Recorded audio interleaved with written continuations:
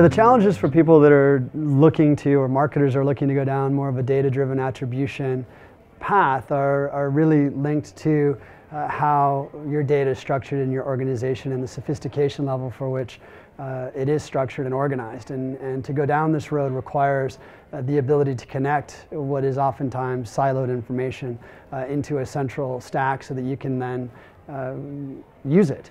And that really is at the core, and I think that's the biggest challenge that often faces us as marketers. There's no shortage of data. There's number one, the ability to ask the right questions of the data and organize the data in a way that allows us to get the outputs that we're looking for. There's myriad solutions out there to help analyze it, but unless it's organized in the right way, that challenge becomes a pretty large obstacle.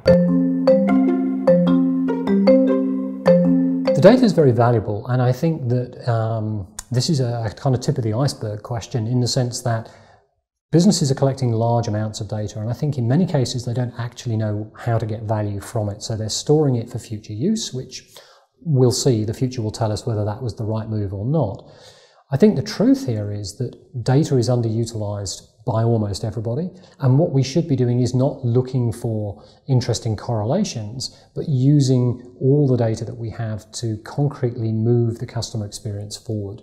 So measuring particular traits of that customer journey, whether it's a path through a website, whether it's a churn value, whether it's a lifetime value or a basket score, all of these things are metrics that you should be attempting to define, measure, and then affect through the way you interact with the customer. That's what data is really allowing us to do today. There is a worldwide shortage of people who can do data science. There's no argument there. But what people forget is that we need other skills as well, and those other skills probably is just as important, if not more important, than the data science. And the one I use is what I call the data ninjas. These are people who are simply skilled in extracting data. You can't do that simply with machines. You still need, you know, the Mark I computer, which is the human brain. The interesting thing about analytics in general is that it only ever leads to one or two outcomes. It either confirms what you knew, in which case the data backed you up and everything's great, or it disagrees with what you're doing because you found out that everything, all the assumptions you've made and everything else is incorrect. And the problem is you've got to be able to build a culture within an organization that's willing to actually challenge itself and change the way it does business. Because if you can't do that, you can spend a lot of money on data, a lot of money on technology, and nothing ever changes. The biggest problem, and this is a blanket problem that everyone's facing at the moment. Daily I am talking to people, organizations in Australia, across Asia Pacific, across the US, across Canada, across Europe. No one can find the people that they need to be able to analyze the information and get value out of it. And that's not because they're not out there. The problem is that everybody's looking for them. So the interesting thing, technology, it's almost backwards to the way I think most people think. Technology is easy, relatively, at the moment. And this is a bit of a flip on its head. 10 years ago, technology was the hard bit. It was very, very, very complex. It's not to say that it's easy in the sense that it just automatically works, but compared to finding the right skills, building the culture, and challenging your own business model based on what the data is telling you, the technology is easy.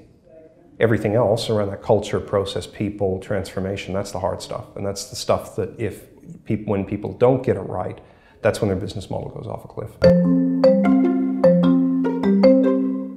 From a trend point of view, I think that we're finding that from the younger generations really growing up on, I guess, a internet world, so to speak, or a collaborative world even.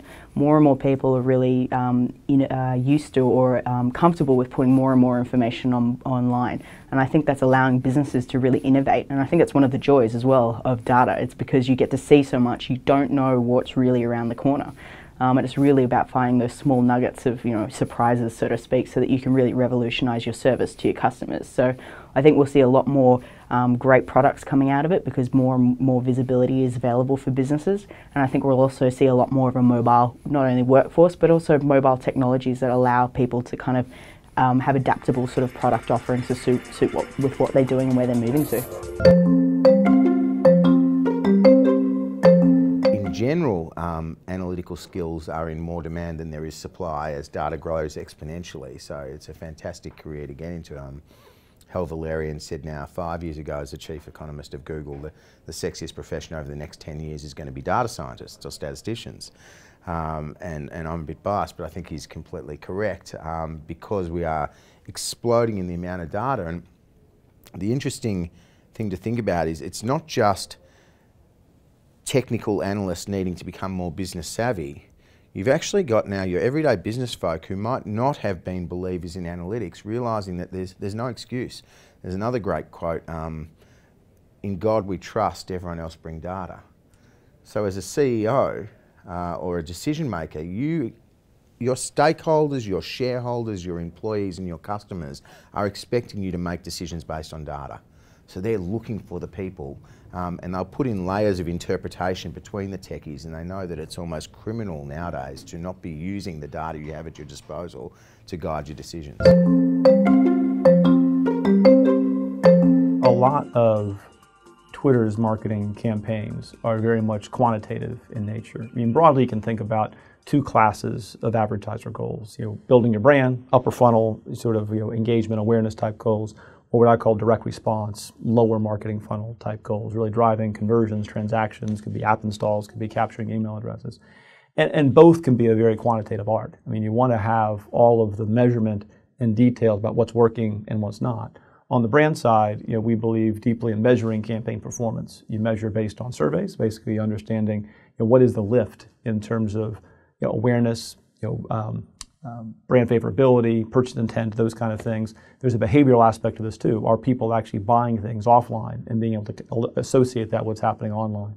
In the direct response flavor of campaigns, that very much is a math exercise, being able to think about what is the path to conversion and what role did this campaign play in that path.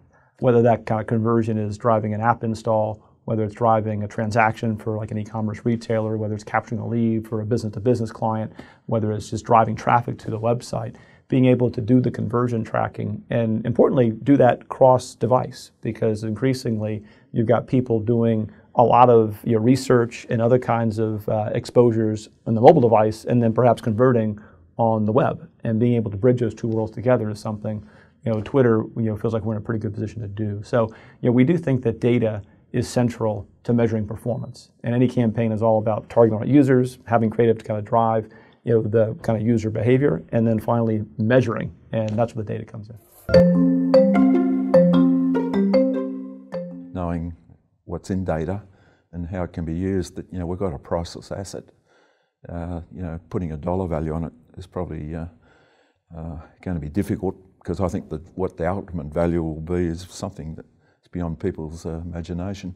We've already got some precedent there that local councils have put dollar values on their data and they have been selling it. Like geospatial data, which is a very sought after resource. So yeah, it could be interesting what develops there.